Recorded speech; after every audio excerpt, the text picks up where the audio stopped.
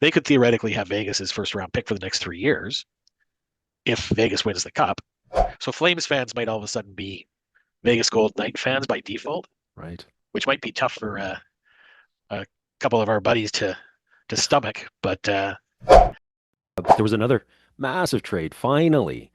So our good friends in Calgary, their favorite team, the Calgary Flames, they finally moved off of Rasmus Andersson, who, I've been hearing about for the past year or so.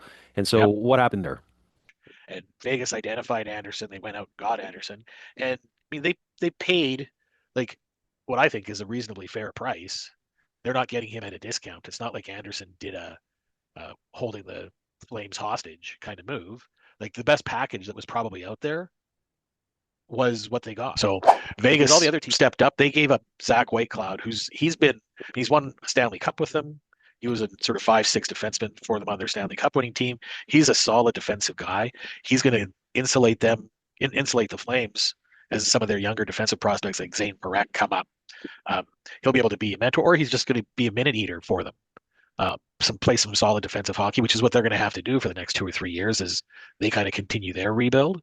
And then they got a first and a second. They already have, because they got Noah Hannafin last year. Calgary already has Vegas's first round pick in 2026. Now they've got Vegas's first round pick in 2027 as part of the Anderson deal, and they've got a second in 2028 that becomes a first if Vegas wins the cup this year.